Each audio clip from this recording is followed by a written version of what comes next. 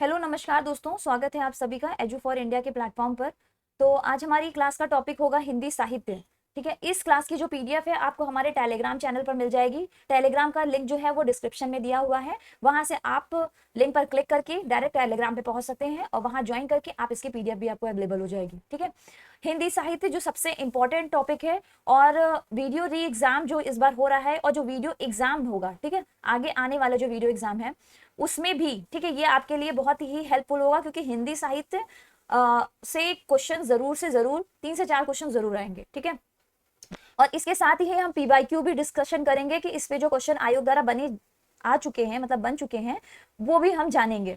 चलिए शुरू करते हैं हिंदी साहित्य से। तो आचार्य रामचंद्र शुक्ल द्वारा हिंदी साहित्य को समयानुसार 4 भागों में बांटा गया।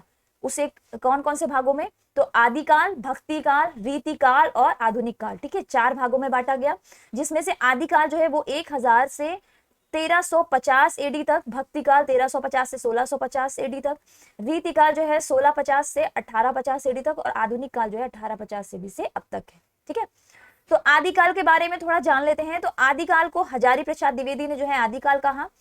इसी आदिकाल को चारण काल राम कुमार वर्मा ने कहा। ठीक है, बीजक काल इसी आदिकाल को महावीर प्रसाद द्विवेदी ने जो है बीजक काल कहा। रामचंद्र शुक्ल ने, ठीक है, इनको वीर गाथा काल कहा क्योंकि वीर रस की इसमें प्रधानता थी। ठीक है, और राहुल सांस्कृतायन ने इसे सिंह सामंत काल कहा था। ठीक है, चलिए ग्रंथ को 5 भागों में बांटा। इसमें जो ग्रंथ थे इसमें 5 भागों में इसको बांटा गया। सिद्ध साहित्य, राज साहित्य, जैन साहित्य, नाथ साहित्य और लौकिक साहित्य, ये 5 तरह के जो ग्रंथ थे आदिकाल के अंतर्गत, ठीक है, बांटे गए। और ये 5 तरह के ग्रंथ जो फेमस थे, जिसमें सिद्ध साहित्य जो है वो बौद्ध संबंधी था, राज साहित्य जो है वो राजस्थानी ग्रंथ था, जैन साहित्य जो है वो जैन ग्रंथ था, ठीक है, नाथ साहित्य जो गोरखनाथ ग्रंथ था, ठीक है, और लौकिक साहित्य जो है ये मध्यकाल के पहले था, जैसे कि इसके अंतर्गत आते हैं प्रियदर्शिका, रत्नावली और नागानंद। आगे हम बात करें आदिकाल में कौन कौन से जो है जो ये कवि थे, ठीक है, जिन्होंने इसके अंतर्गत जो है रचना की। तो हम एक ट्रिक से समझ लेते हैं कि आमिर, चंदर और विद्या नाले में जा गिरे। ठीक है, तो आमिर से हो जाएगा अमीर खुसरो, चंदर से हो जाएगा चंद्रबरदाई, विद्या से हो जाएगा विद्यापति, नाले से हो जाएगा नरपति नाला और जा गिरे से हो जाएगा जगनिक। जिसमें से अमीर खुसरो की अगर हम बात करें तो ये इनका जन्म जो है पटियाला, ठीक है, कासगंज में हुआ। अलाउद्दीन के ये दरबारी कवि थे, तोताए हिंद इनको कहा जाता था और ये खड़ी बोली के पहले कवि थे। ठीक है, इन्होंने तबला, सितार, गजल, मुकरी का जो है आविष्कार किया। इनकी रचनाएं कौन कौन सी हैं मुख्यतः? तो इनकी रचनाएं हैं खलिकबारी, हालत कन्हैया, नजरानाए हिंदी, पहेलिया और आशिका। ठीक है, इसके अलावा बात करें चंद्रबरदाई की, तो इनका सबसे बड़ा जो महाकाव्य कहा जाता है, सबसे फेमस है, ठीक है, ये वीर गाथा काल के अंतर्गत सर्वश्रेष्ठ कवि कहे जाते हैं चंद्रबरदाई। इनका सबसे जो महत्वपूर्ण जो महाकाव्य है वो कौन सा है? पृथ्वीराज रासो है, जिसमें पृथ्वीराज तृतीय के बारे में जो है इन्होंने जो है व्याख्यान दिया है। आगे हम बात करेंगे विद्यापति की। तो विद्यापति की कृति कौन कौन सी है? तो पदावली, कीर्तिलता और कृति पटाका। इसके अलावा बात करें नरपति नाला, तो नरपति नाला की जो है कृति कौन सी है? बीसल देव रासो। वहीं पे जगनिक की बात करें तो जगनिक की है परमाल रासो, जिसमें आला और उदल से संबंधित इन्होंने वर्णन किया है। अब हम आ जाएंगे भक्ति काल पर। तो भक्ति काल का जो समय है वो 1350 से 1650 के एडी के अंतर्गत आता है, जिसको हिंदी साहित्य का स्वर्ण काल कहा जाता है। किसको? भक्ति काल को। ठीक है, इसको 2 भागों में बांटा गया। किस किस में? सगुण और निगुण में। सगुण में बात करें तो सगुण की भी 2 शाखाएं थी। कौन कौन सी? राम भक्ति और कृष्ण भक्ति, जिसमें राम भक्ति के जो प्रचारक थे वो तुलसीदास जी थे और कृष्ण भक्ति के जो प्रचारक थे वो सूरदास, रसखान, रहीम और बिहारी थे। ठीक है, वहीं पे निर्गुण की अगर बात करें तो निर्गुण को भी 2 भागों में बांटा गया, जिसमें से पहला था संत काव्य धारा, जिसे ज्ञानाश्रयी शाखा भी कहा जाता है। इसके अंतर्गत थे नानक, रैदास और कबीरदास। ठीक है, ये कबीरदास लिखा हुआ है। वहीं पे सूफी काव्य धारा, ठीक है, इसे प्रेमाशयी भी कहते हैं। इसके जो फेमस थे कवि वो मलिक मोहम्मद जायसी थे। ठीक, अब भक्ति काल के अंतर्गत हम देख लेते हैं और कौन कौन से मुख्य जो थे। इसमें हम एक ट्रिक के थ्रू करेंगे। तुलसी और मीरा देवी रहीम की कब्र में सूरजमुखी का रस जलाती हैं। ठीक है, तो तुलसी से हो गया तुलसीदास, मीरा देवी से हो मीराबाई, रहीम से हो गया रहीम, कब्र से हो गया कबीरदास, सूरजमुखी से हो गया सूरदास, ठीक है, और रस से हो गया रसखान। वहीं पर हम तुलसीदास का बात करें तो तुलसीदास की जो रचित कृतियां है वो कौन कौन सी हैं? तो सबसे फेमस जिसका आप पता ही है रामचरितमानस, है ना। इसके अलावा कवितावली, दोहावली, कृष्ण गीतावली, बरवे रामायण, विनय पत्रिका और रामलला नाचू। ठीक है, मीरा देवी की बात करें, सॉरी मीराबाई की बात करें तो इसके अंतर्गत आ जाएगा गीत गोविंद का टीका, नरसी जी का मायरा, ठीक है, राग गोविंद और राग सोरठा का पद। ठीक, इसके अलावा रहीम की बात करें तो रहीम जी की है बरवे नायिका भेद, श्रृंगार सतसई, ठीक है, मद नाष्टक, रहीम सतसई। देखिए आपको यहाँ पर ये कृतियां जो है बहुत ही कम दिख रही होंगी। देखिए मैंने वो कृतियां जो इसमें इंक्लूड की हैं जो या तो प्रीवाईक्यू यानी प्रीवियस ईयर में पूछी जा चुकी हैं या फिर एक्सपीरियंस से कहूं तो आने की संभावनाएं जाता है। ठीक है, जहां से क्वेश्चन ज्यादा बनते हैं, जिन कृतियों से इनके क्वेश्चन ज्यादा बनते हैं उनको मैंने ज्यादा फोकस किया है। ठीक है, वैसे तो ये अगर हम हिंदी साहित्य पढ़ना शुरू करेंगे तो हिंदी साहित्य बहुत लंबा हो जाएगा और इतना याद भी नहीं होगा, तो आप मुख्य चीजें याद करिए। ठीक है, जो आपके एग्जाम पर्पस में आए। ठीक है, इसके अलावा अगर आपके पास शक्ति बचती है हिंदी साहित्य को पढ़ने की, ठीक है, तो आप इसके अलावा भी फॉलो कर सकते हैं। आप हमें कमेंट सेक्शन में बताइए आके, ठीक है, तो हम आपको इसके अलावा भी और कृतियां भी इनकी जो है अलग से लिखकर आपको दे देंगे। ठीक है, कबीरदास आ जाए तो कबीरदास जी को वाणी का डिक्टेटर कहा जाता था। अच्छा, ऐसा क्यों कहा जाता था इनको? क्योंकि ये कैसे थे, ठीक है, ये एकदम मतलब स्ट्रेट फॉरवर्ड जिसे हम इंग्लिश में कहते हैं, ठीक है, एकदम खरा बोलते थे, खरा बोलते थे। और ये इन्होंने जो है 5 तरह की भाषाओं या 5 तरह की बोलियों का जो है एक संकलन किया था। ठीक है, जिसे साधु करणी कहते हैं। ठीक है, साधु करणी कहते हैं। उसमें इस भाषा का इन्होंने प्रयोग किया था। इनकी प्रमुख कृति कौन सी थी? बीजक थी। ठीक है, अब आ जाते हैं सूरदास। सूरदास की कौन कौन सी प्रमुख कृतियां हैं? तो सूर सागर, सूर सरावली, भ्रमर गीत और सूर सागर। इसके अलावा रसखान की बात करें तो प्रेम वाटिका, सुजान और रसखान। चलिए आगे हम बात कर लेते हैं मलिक मोहम्मद जायसी के बारे में, थोड़ा सा जान लेते हैं इनके बारे में। तो मलिक मोहम्मद जायसी, जैसे कि आपको पता ही है कि इन्होंने एक इनकी फेमस थी पद्मावती, है ना, पद्मावती। इस पे मूवी भी बन चुकी है पद्मावत। उसमें अलाउद्दीन खिलजी और पद्मावती से रिलेटेड जो है स्टोरी बहुत दिखे कि कैसे पद्मावती ने जो है जौहर कर लिया था, ठीक है, राणा जी के मरने के बाद। तो यही जो है ये पूरी जो कहा तो जाता है काल्पनिक है, लेकिन कुछ भी कंफर्म से नहीं कह सकते। ठीक है, तो मलिक मोहम्मद जायसी जी ने इसको बहुत ही अच्छे तरीके से इसको जो है रूपांतरित किया था पद्मावत के अंतर्गत। इनके बारे में अगर हम जाने तो ये शेरशाह सूरी के दरबारी कवि थे। ठीक है, इनकी प्रमुख कृतियों की बात करें तो पद्मावत, अखरावट, बहारा मासा, आखिरी कलाम, चित्ररेखा। ठीक है, ये इनकी फेमस कृतियां। अब हम आगे आ जाते हैं रीतिकाल के बारे में। ठीक है, रीतिकाल को रीतिकाल किसने कहा? तो रामचंद्र शुक्ल ने इसको रीतिकाल कहा था। इसका समय जो था 1650 से 1850 AD के अंतर्गत। रीतिकाल को रीतिबद्ध कहा केशवदास ने, रीति मुक्त कहा घनानंद ने, और रीतिबद्ध कहा, सॉरी रीति सिद्ध कहा बिहारी ने। अब इसके अंतर्गत हम बात करें तो इसके अंतर्गत आ जाएंगे हमारे कवि जो है फेमस है भिखारी दास, सेनापति, बिहारी, केशवदास, भूषण, पद्माकर और घनानंद। जिसमें से भिखारी जो है इनके ट्रिक के हम आ जाए भिखारी दास की, तो भिखारी के निर्णय से याद रखिएगा, भिखारी के निर्णय। ठीक है, भिखारी के निर्णय, तो इसमें आ जाएंगे इनकी 2 कृतियां, काव्य निर्णय और रास निर्णय। ठीक है, जहां निर्णय लगाओ समझ लीजिएगा ये बिहारी की कृति है। सेनापति के अंतर्गत आ जाए तो कवि के काव्य याद रखिएगा। ठीक है, या फिर याद रख लीजिएगा सेनापति कवि के काव्य। ठीक है, सेनापति कवि के काव्य, तो यहां से आपको याद रहेगा कि कवित रत्नाकर और काव्य कलद्रोम, ये किसकी हो गई? सेनापति की। बिहारी के तो एक ही है, ठीक है, बिहारी सतसई।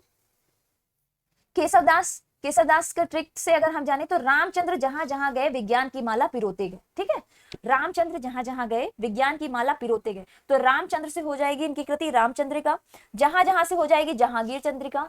ठीक है, विज्ञान से हो जाएगी विज्ञान गति और माला से हो जाएगी छंदमाला। याद रहेगा? चलिए आगे बात करते हैं। भूषण, तो शिव का शिवा, ठीक है, या शिव भूषण की शिवा, शिव की शिवा इसे याद रखिए, अभी शिव भूषण की शिवा। ठीक है, इनकी जो 2 प्रमुख कृति है तो शिवराज भूषण और शिवा बावनी। ठीक है, पद्माकर की बात करें तो इनको ट्रिक से हम जान लेते हैं। तो जगत के राम ने माँ गंगा के लिए 50 पद गाए, जगत के राम ने माँ गंगा के लिए 50 पद गाए। तो जगत के लिए जगत विनोद, राम के लिए हो जाएगा राम रसायन, गंगा के लिए हो जाएगा गंगा लहरी, 50 के लिए हो जाएगा प्रबोध 50। ठीक है, और पद के लिए हो जाएगा पदाभरण। ठीक है, याद रहेगा राम पद्माकर के हैं। ठीक है, तो जगत के राम ने माँ गंगा के लिए 50 पद गाए। ठीक है, पद से आप ये भी याद रख सकते हैं कि ये पद्माकर की, ठीक है, पद्माकर जी की है। अब आ जाते हैं घनानंद पे। तो घनानंद की अगर कृतियों को हम एक ट्रिक से याद कर सकते हैं। सुजान की जान बिल्ली में और बिल्ली ने किया लीला कांड। ठीक है, सुजान की जान बिल्ली में, बिल्ली ने किया लीला कांड। तो सुजान से हो जाएगा सुजान सागर, ठीक है, सुजान संबोधन। वहीं बिल्ली से हो जाएगा राम के लिए वल्ली, ठीक है, किया से हो सॉरी लीला कांड से हो जाएगा, तो लीला से हो जाएगा विरह लीला, और कांड से हो जाएगा कृपा कांड। ठीक है, सुजान की जान बिल्ली में और बिल्ली ने किया लीला कांड। ठीक है, तो ये किसकी है, घनानंद। चलिए आगे हम बात कर लेते हैं आधुनिक काल। तो आधुनिक काल के कब से कब तक था, तो 1850 एडी से अब तक था। आधुनिक काल जो है इसे गद्य काल का जो है, ये गद्य काल भी कहा, सॉरी आधुनिक काल को गद्य काल भी कहा जाता है। ठीक है, और ये किसके द्वारा कहा गया, आचार्य रामचंद्र शुक्ल द्वारा जो है इसे गद्य काल कहा गया। हिंदी के सबसे पुराने गद्य लेखक अगर हम बात करें तो कौन होंगे, तो बाबा गोरखनाथ। गद्य की 3 भाषाएं थी, कौन कौन सी, ब्रज भाषा गद्य, राजस्थानी गद्य और खड़ी बोली गद्य। कौन कौन सी, ब्रज भाषा, राजस्थानी और खड़ी बोली। ठीक है, आधुनिक भाग में आधुनिक युग के जो है इसमें भी इसके 6 भाग किए गए। देखिए आधुनिक जो है यहाँ से क्वेश्चन बनते हैं और इसको हम थोड़ा सा डिटेल में भी पढ़ेंगे। आधुनिक काल को भी, ठीक है, आधुनिक जो हमारा था उसको भी 6 भागों में बांटा गया। भारतेंदु युग में, द्विवेदी युग में, छायावादी युग में, प्रगतिवादी युग में, प्रयोगवादी युग में और नई कविता के रूप में। जिसमें से भारतेंदु की हम सबसे पहले बात करें तो भारतेंदु युग जो है वो 1850 से 1900 के बीच में आया, जिसमें भारतेंदु हरिश्चंद्र जी के नाम पर ही भारतेंदु युग पड़ा था नाम इसका। ठीक है, और इनकी प्रमुख कृतियों की बात करें तो प्रेम सरोवर, प्रेम फुलवारी और प्रेम मल्लिका। ठीक है, तो हम इसको ट्रिक से अगर हम याद करें तो हरिश्चंद्र जी का प्रेम, ठीक है, हरिश्चंद्र जी का प्रेम, इस ट्रिक से भी याद कर सकते हैं। तो प्रेम से याद रहेगा प्रेम सरोवर, प्रेम फुलवारी और प्रेम मल्लिका। ठीक है, इसके अंतर्गत और कौन कौन से आते हैं भारतेंदु युग के अंतर्गत, तो अंबिका दत्त व्यास आएंगे जिनकी भारत धर्म और पावस 50 है। जगन मोहन सिंह आएंगे जिनकी प्रमुख कृतियां हैं देवयानी और श्याम सरोजनी।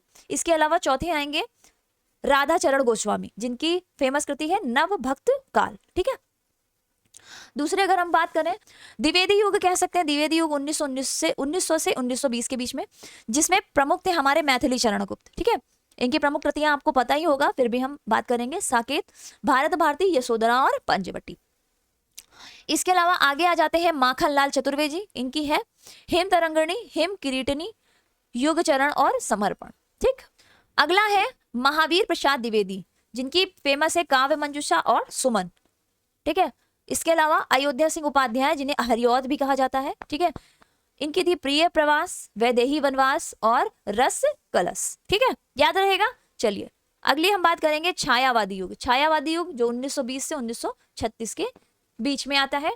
ठीक है, इसमें सबसे ज्यादा फेमस जो है जयशंकर प्रसाद, इनको आदर्शवादी कवि भी कहा जाता था। ठीक है, आदर्शवादी कवि भी कहा जाता था, ये बहुत ही ज्यादा आइडियोलॉजिस्ट थे।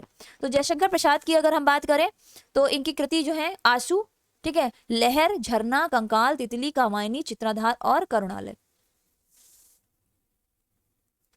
सुमित्रा नंदन पंत जिसे प्रकृति का सुकुमार कवि भी कहा जाता है। चिदंबरा के लिए इन्हें पहला ज्ञानपीठ पुरस्कार मिला था पुरुष में। ठीक है, पुरुषों में।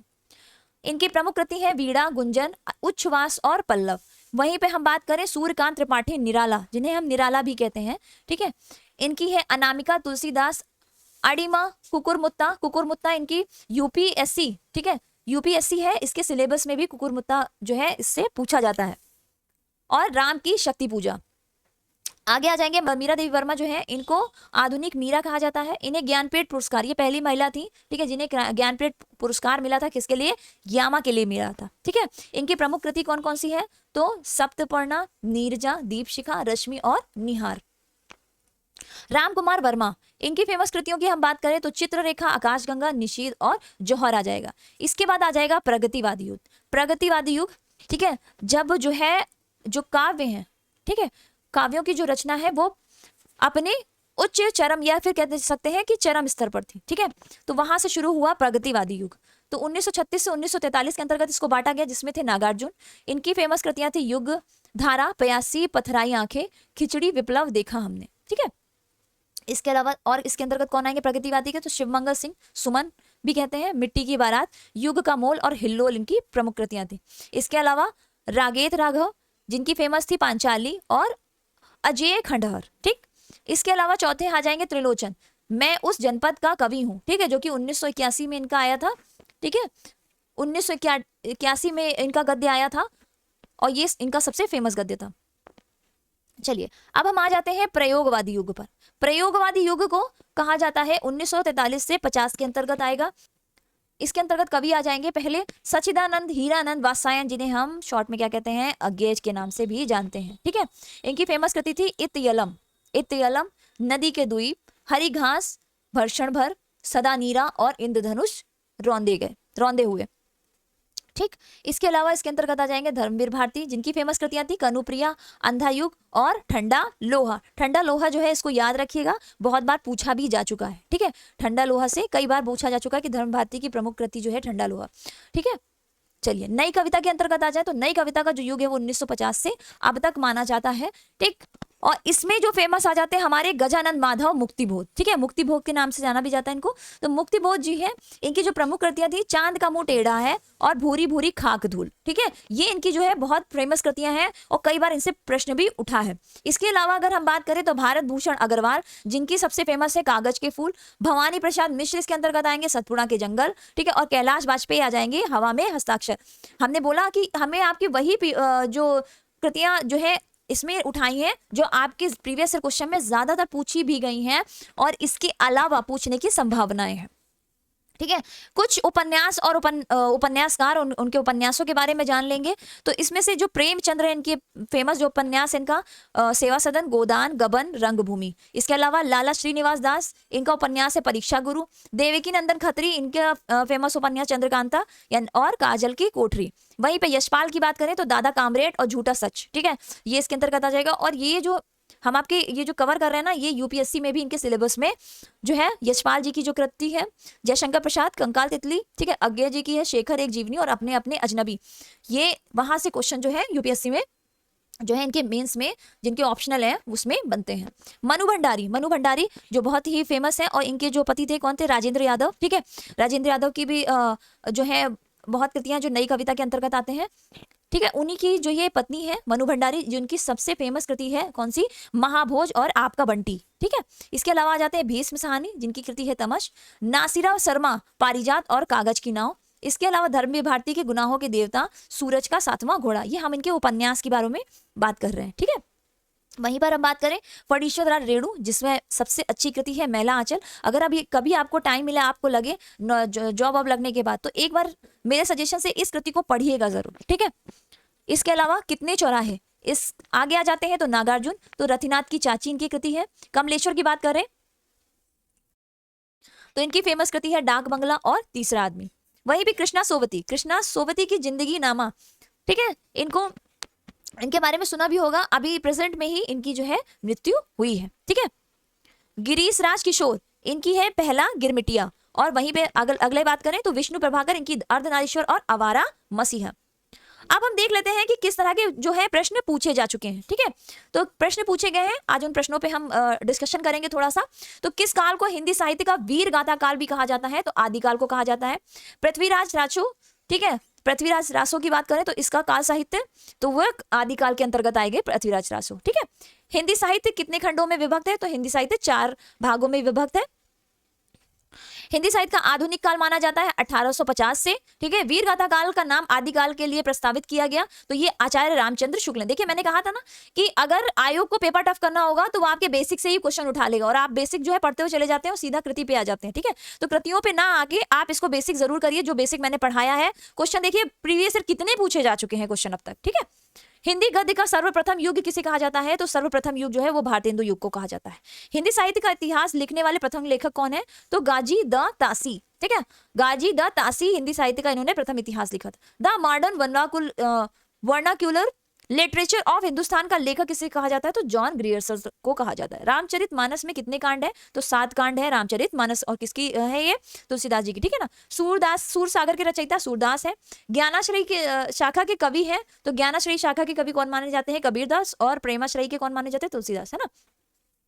नागार्जुन की रचनाओं के बारे में बात करें तो रतिनाथ की चाची, बाबा बटेश्वर नाथ और इमरतिया। ठीक है, इमरतिया।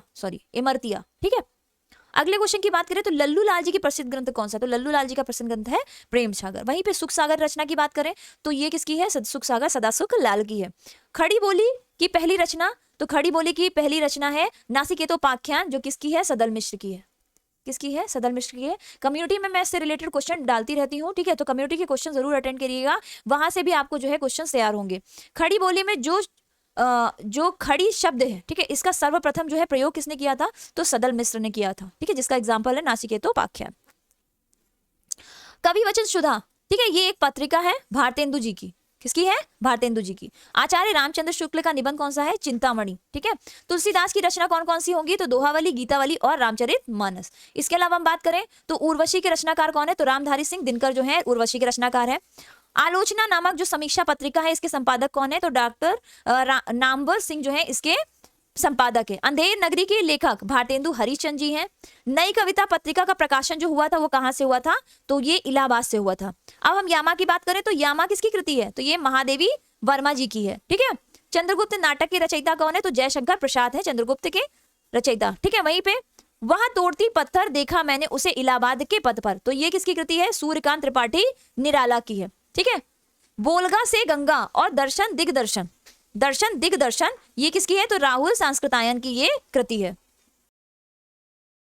आगे हम बात कर लेंगे गांधी जी ने किस कवि को राष्ट्र कवि का सम्मान दिया था, तो याद रखिएगा मैथिली शरण गुप्त को जो है गांधी जी ने राष्ट्र कवि का सम्मान दिया था। वहीं हम बात करें हिंदी का पहला पत्र और उसका प्रकाशन, ठीक है, प्रकाशन और उसके संपादक की बात करें तो हिंदी का पहला पत्र, ठीक है, ये उद्दंड मार्तंड था। इसका जो प्रकाशन है वो कलकत्ता में 1826 में हुआ था। इसके संपादक कौन थे, बाबू जुगल किशोर। आगे हम बात करें तो वर्ष 1982 में किसे ज्ञानपीठ पुरस्कार मिला था, तो महादेवी वर्मा की जो यामा है, ठीक है, महादेवी वर्मा को जो है यामा के लिए 1982 में ज्ञानपीठ पुरस्कार मिला था। ये पहली महिला थी ज्ञानपीठ पुरस्कार पाने वाली। हिंदी का प्रथम मौलिक उपन्यास माना जाता है, तो परीक्षा गुरु को हिंदी का प्रथम मौलिक उपन्यास माना जाता है। खड़ी बोली का प्रथम महाकाव्य कौन सा है, तो खड़ी बोली का प्रथम महाकाव्य प्रिय प्रवास, ठीक है। चांद का मुंह टेढ़ा है, इसके कवि कौन है, तो चांद का मुंह टेढ़ा, इसके कवि हो जाएंगे Muktibodh. So thank you class, मिलते हैं हम अपनी अगली क्लास में। इसकी जो पीडीएफ है आपको हमारे टेलीग्राम चैनल पर मिल जाएगी, तो इस क्लास को ज्यादा से ज्यादा शेयर और सब्सक्राइब कीजिए, ठीक है, जिसके द्वारा ये जो मदद है हमारे सभी दोस्तों तक पहुंच पाए, ठीक है। मिलते हैं अगली क्लास में, धन्यवाद।